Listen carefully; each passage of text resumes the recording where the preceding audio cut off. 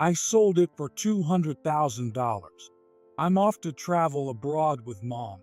We won't be home Wednesday anyway, and there's no house. Don't bother coming back.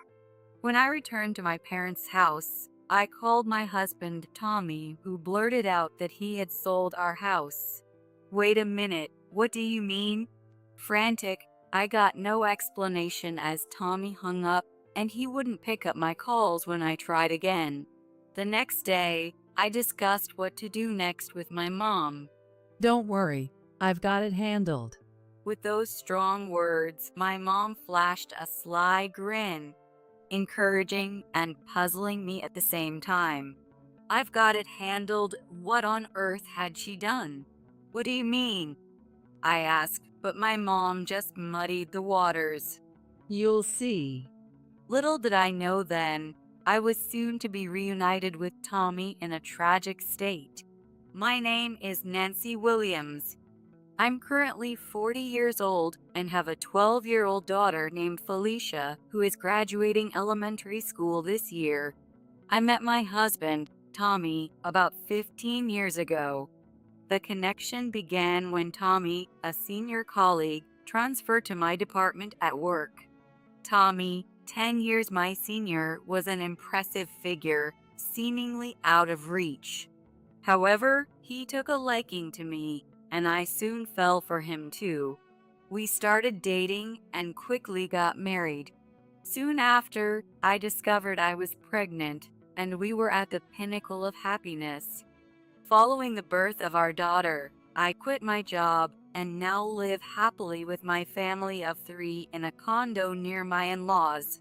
Our marriage was going smoothly, but I encountered a common problem often talked about: the mother-in-law dilemma.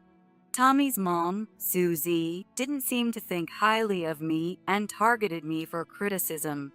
Interestingly, both Tommy and I were raised by single mothers, which gave us a lot in common and much to relate over. On the other hand, we had our differences. My mom always respected my decisions and stood by me. When I decided to marry Tommy, she said, "If Nancy has chosen him, I won't object. It's wonderful to be with the person you love," and she was genuinely happy for us. However, Susie was always critical from the get-go. When we announced our marriage and went to greet her, she frowned in my presence and said, Tommy, are you sure about her? Raised by a single mom. Couldn't you find someone more decent? Despite being a single mother herself, Susie belittled my family background, which left me agape. But at that moment, wanting to be liked by Susie, I kept smiling through her remarks. Encouraged by my acquiescence, Susie continued to criticize everything I did after we married. Your cooking is too salty. You've added too much salt. The soup lacks proper flavor, and you can't even clean properly. Nowadays, she would often drop by unexpectedly, devour the meal I prepared for myself, criticize it, and leave. This happens about 5 times a week. No matter that we are family, dealing with Susie's attitude wears me out. Could you ask Susie to limit her visits? I've repeatedly asked Tommy for help. Don't talk like that. She raised me by herself, and she's lonely living alone. Yet, Tommy always defends her. It's as if he can't see things from my perspective. But just because she's lonely, why do I have to be the one constantly criticized? Mom's like that with everyone. She's probably just taking it out on you. Try to bear with it a bit. Tommy said, but this was no mere petulance.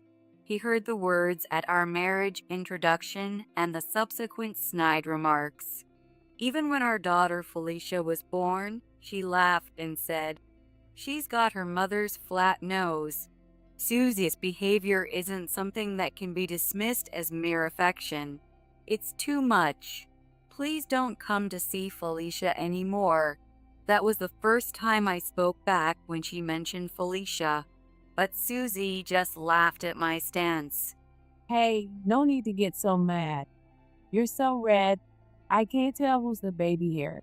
That's what they call a silly parent. Tommy was there at the time, but Tommy just grinned stupidly, trying to keep Susie in a good mood without saying a word. No matter what I said afterward, it was like talking to a wall. No matter how much I resisted, it didn't reach Susie. I once tried to avoid Susie's visits by pretending not to be home. But Susie, undeterred, went through Tommy and got a key to our house.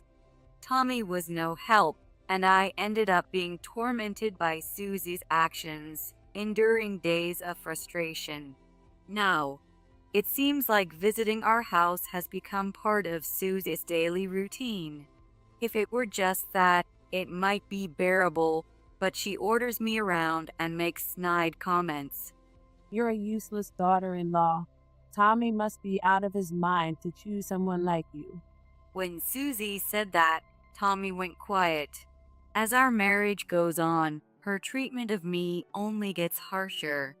Furthermore, despite her initial opposition, she takes out her frustrations on Tommy for not doing exactly as she says. Today's soup is too thin again. Marrying a wife who can't even make soup. You're really a disgraced son, Tommy. Then don't come over if you don't like it. After all, this isn't Grandma's house. Felicia, who has never grown close to Susie, now talks back as she's older. Ah, not cute at all. You're just like your mom. You've been like her since you were born. Oh, really? I'm happy to be like Mom, though.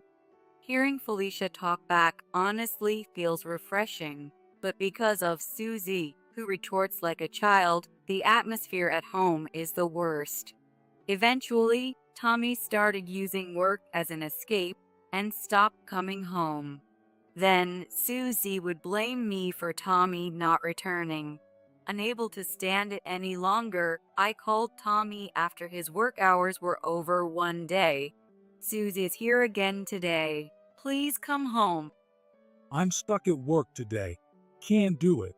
Then tell Susie to go home. Such conversations aren't new. I'm always sending SOS calls to Tommy. However, Tommy never takes my concerns about Susie seriously, and that day I was heading to his office while on the phone with him. It's just impossible. I'm working for all of us. Deal with your own mother-in-law. Your mother, you mean? And by the way, I'm actually on my way to your company right now. Before I could finish, he hung up. I can't believe he just hung up. I was stunned and outraged by Tommy's attitude. But as if to add insult to injury, an even more unbelievable scene unfolded. Tommy. It was a young woman who had just left his office and was running towards Tommy. At the sight of the woman, Tommy's face broke into a disgustingly bright smile. At that moment, my heart sank into darkness. The two of them joined up, not noticing me, and began walking away as they chatted and laughed. Startled, I tried calling Tommy several times. However, Tommy glanced at his smartphone with a grimace and shoved it back into his pocket. Then they started walking towards a quieter area. While I had a bad feeling, I desperately wanted to believe Tommy, convincing myself he must be with a work colleague. Still, a 1% doubt prevented me from approaching them, and I ended up following them. Can't be. No way. I muttered to myself as I trailed them, but the outcome was grim. As expected, the two disappeared into a hotel district. I stood frozen, watching them disappear, unable to move. Tears streamed down my face as I cried all the way home. But there was no rest at home. You're late. What have you been doing? Susie asked, lounging on the sofa without a care. Tommy is cheating on me, I told Susie. But Susie just laughed. Really? Tommy has got some nerve, huh? It's fine. He'll come back here eventually. Her words infuriated me. It's because of you, Susie. You're always here, ruining the atmosphere. That's why Tommy doesn't want to come home. Perhaps it was partly an outburst, but it was the truth. Susie, clearly angered by my words, retaliated, but I managed to force her out of the house that day and cried alone in the empty room. Fortunately, Felicia was at a tutoring session and wouldn't be back for a while. I was overwhelmed with the feeling that Susie and Tommy had destroyed my family. After that incident, Susie stayed away for a while. I lacked the courage to confront Tommy about his affair, and life just went on. I was slowly regaining some peace, but every time Tommy grinned at his phone or informed me he'd be late, I felt nauseous. Since it was summer vacation, I decided to go back to my parents' house. Felicia would be home during the break. Susie would probably come by pretending nothing was wrong. So I thought it might be better to actually be away. My parents' house is in the same county, but about a 30-minute bus ride away. I couldn't visit often, but I was concerned about my mother living alone. It's unusual for you to stay so long. You usually only stay 2 nights. Are Tommy and Susie okay with it? My mother knew nothing about our situation. She asked casually, but I stumbled over my words. What's wrong? My mother must have noticed something odd about me. She looked concerned and peered into my face. Unable to keep silent, I spilled everything about what Susie had said, how Tommy had not defended me, and about his current affair. I hadn't wanted to worry her, so I had told my mother that my relationship with Susie was good, which left her speechless, but she offered warm words of comfort. That's how it was. You can stay here until you feel settled. I spent about a week at my parents' house, and Felicia played a lot with my mom, seeming quite content. During that time, I heard nothing from Tommy. He must be getting along well with his affair partner. I didn't care about Tommy anymore, but I couldn't leave our house empty forever, so I thought about returning home and contacted Tommy. I'm thinking of coming back next Wednesday. Tommy, who answered the phone, didn't ask how I or Felicia were doing and casually responded to my statement. Oh, you were planning to come back? I couldn't hide my irritation at his tone and raised my voice. What do you mean? It sounds like you don't want me back. No, I didn't say that, but there's no house anymore. What? Tommy's words made me forget my anger momentarily as my thoughts froze. No house? What did he mean? As I puzzled over it, Tommy blithely continued. I sold it for $200,000. I'm going on a trip abroad with Mom, so I won't be here Wednesday anyway. There's no house. You don't need to come back. Wait a minute, what are you talking about?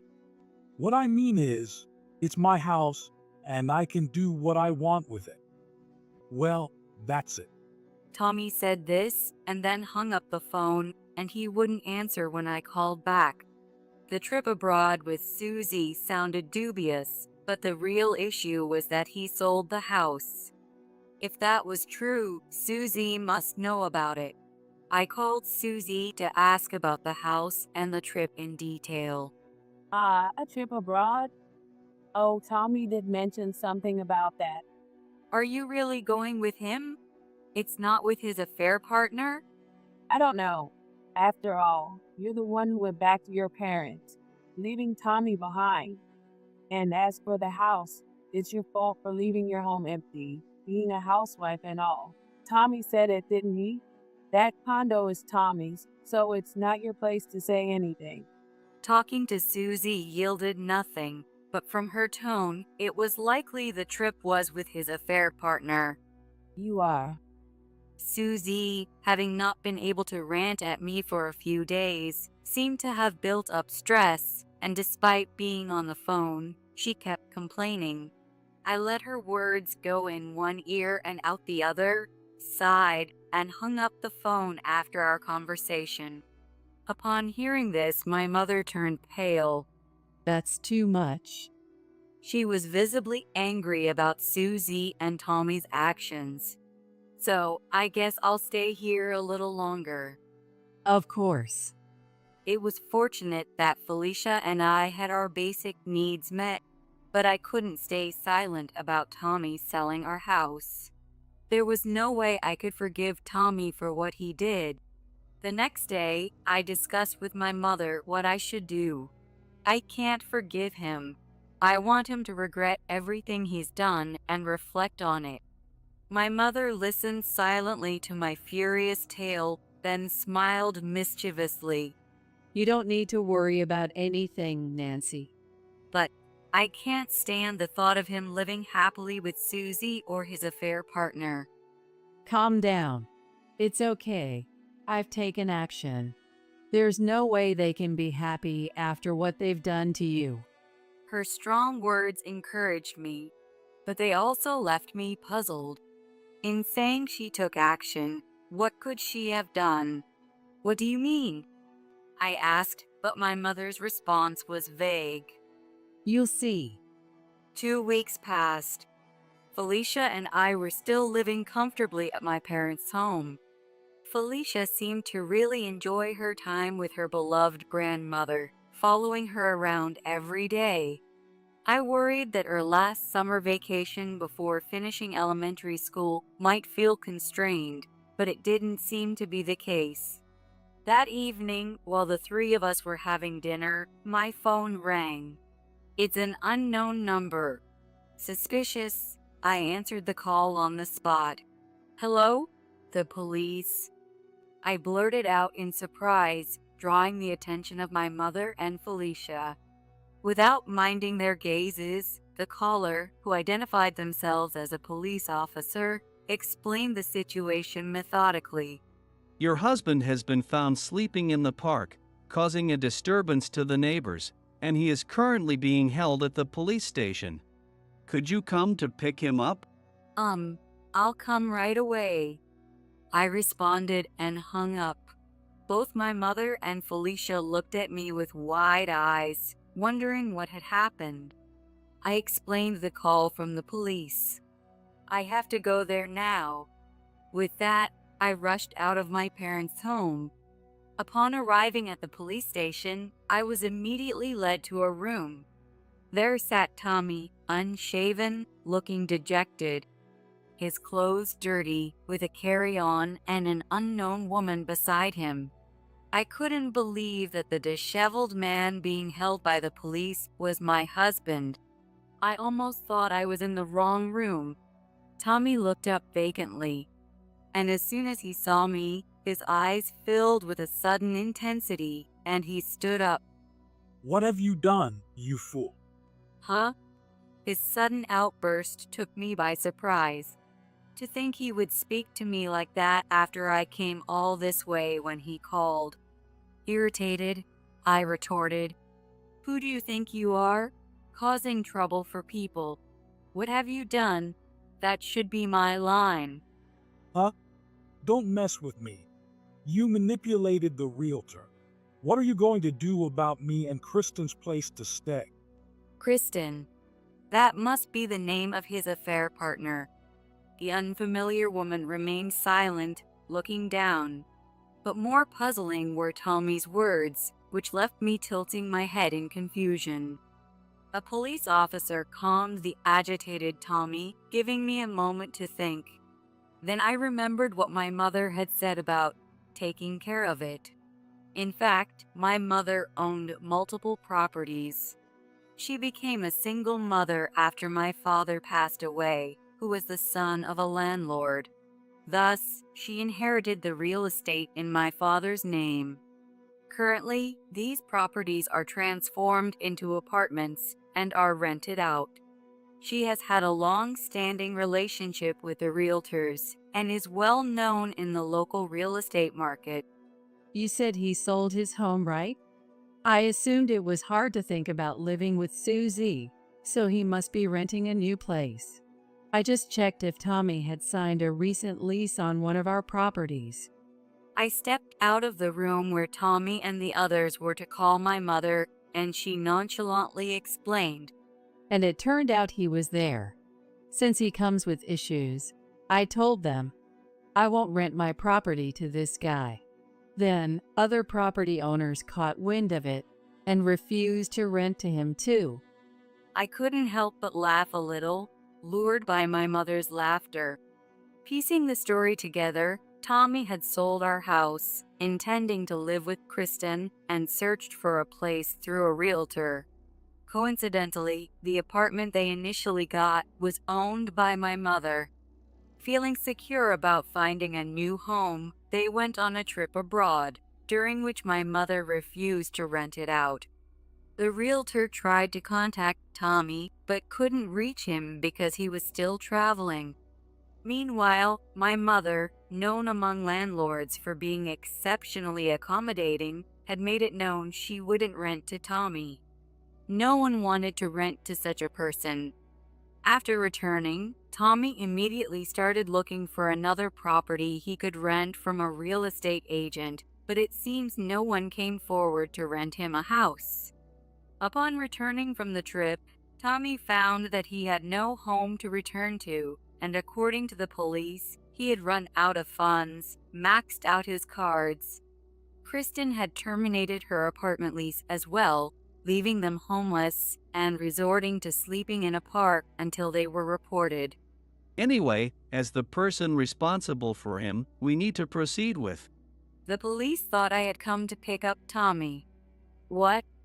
I just came because I was called. I have no intention of being the person responsible for him. What?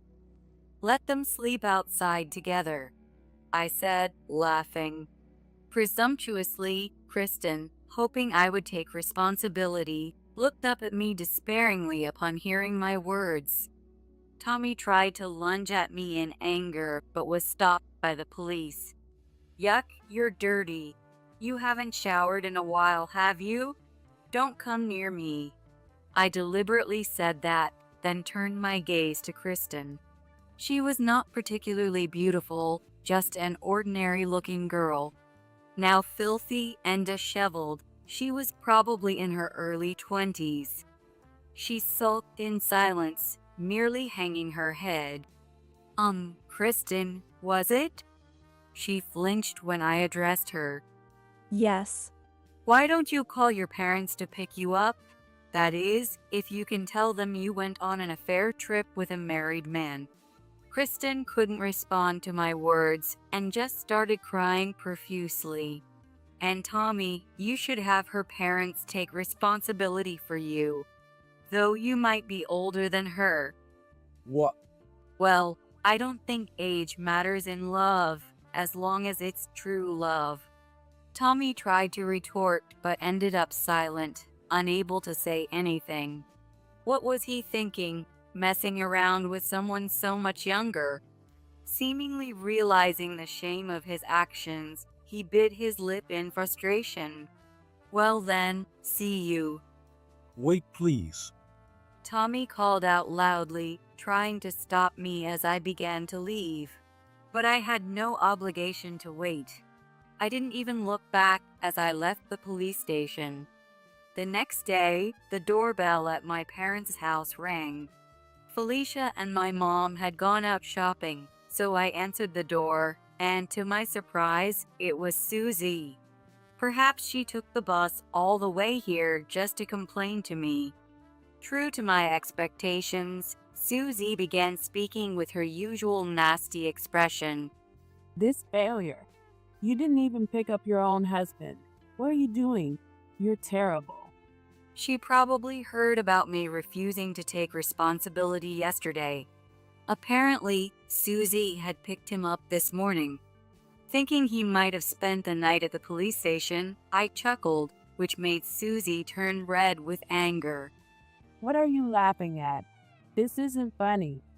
However, a question popped into my mind. I mean, you could have just let Tommy and Kristen stay at your place, Susie. It's terrible to blame me without doing what you could yourself. I wasn't there. Not there? I asked back, and Susie laughed as if boasting. Tommy gifted me a spa trip. It was for 5 nights and 6 days. I just got back yesterday. It's a shame such a kind son ended up with you as his wife. I didn't know when Tommy had gone overseas or how long he had been in the park. But while Tommy was out sleeping in parks, Susie was comfortably enjoying a spa. Though she didn't know it was happening, she wasn't in any position to blame others. Susie was gifted a spa trip by Tommy? That's nice for you. I was forced to retreat to my parents' house because Tommy sold our house without my consent. Who should really be helping Tommy? As I smiled sweetly at her, Susie looked at me as if she'd seen something disgusting and began muttering complaints and excuses. Anyway, to do such a thing to your own husband, you and your mother will get what's coming to you. That's why no good comes from single mothers and their children. Enraged, Susie said this in desperation and then left. Was she referring to herself and Tommy as single mothers and their children? Thinking this, I watched Susie hurriedly walk away. A few hours later, Tommy contacted me. Wondering what it was this time, I answered the phone with a sense of dread. Mom fell and broke her bone on her way back from your house, and now she's hospitalized. Tommy seemed quite panicked. She said we'd get our comeuppance and broke her bone on her way home. I couldn't help but burst out laughing. I've never seen such a perfect boomerang. What's so funny? Anyway, it's serious, so come back home. Back to where? I don't have a home, remember? You can come to my parents' house. Tommy said it as if it was the most natural thing, but why would he think I'd agree to that? No thanks. Why don't you ask Kristen? I told him, but Tommy's response was sluggish. Probably even Kristen had rejected him. Oh, so your beloved Kristen can't even take care of Susie for you? Well, it's Susie after all. No surprise there. Then you should take care of your mother yourself. On the other end of the phone, Tommy seemed utterly devastated. Don't say that. We're family, aren't we? Now he starts talking about family. Perhaps Kristen had dumped him. But that doesn't mean I'm obliged to help. I scoffed at his words and responded, I can't consider someone who wouldn't help me as family, so I won't help either. After that, I told Tommy I wanted a divorce. I thought the process would go smoothly, but surprisingly, Susie opposed our divorce.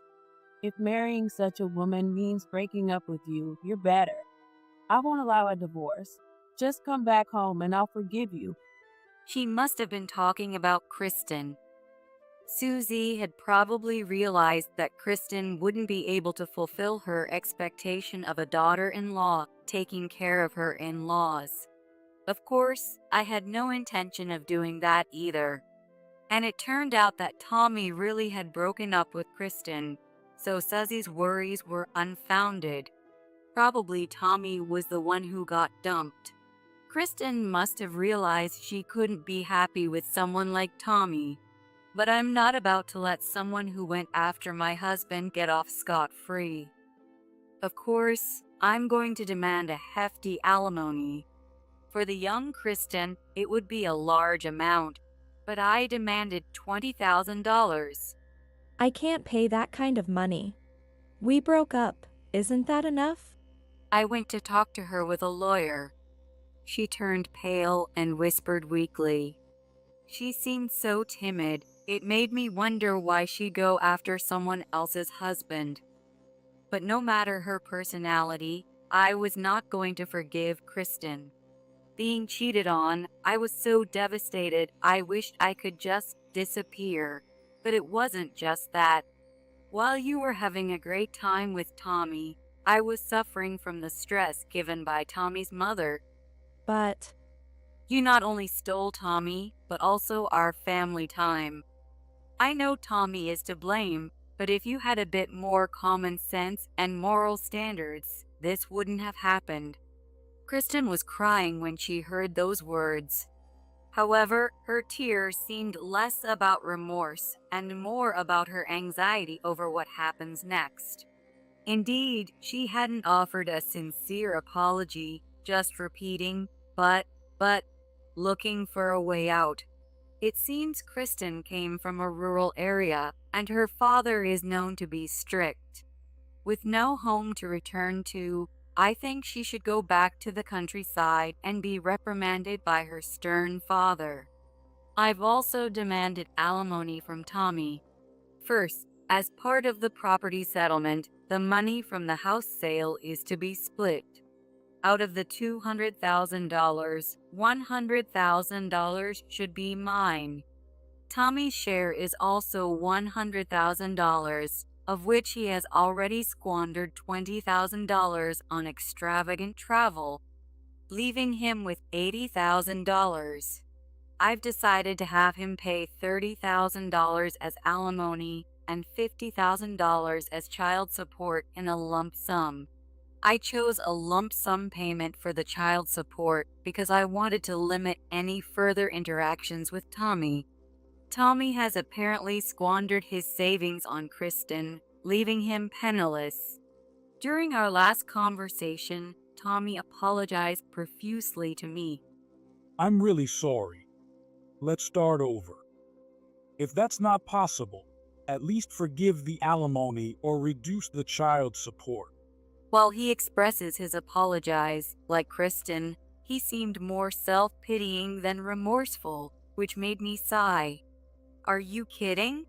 If you understood how much pain I went through, you wouldn't dare ask for alimony forgiveness. That's well. And Felicia is about to enter high school and college, and $50,000 is hardly enough. But I've already reduced the amount because you can't afford to pay more. You should be thankful for that. Tommy was speechless, finally understanding just how pathetic a father and husband he had been. Can I see Felicia anymore?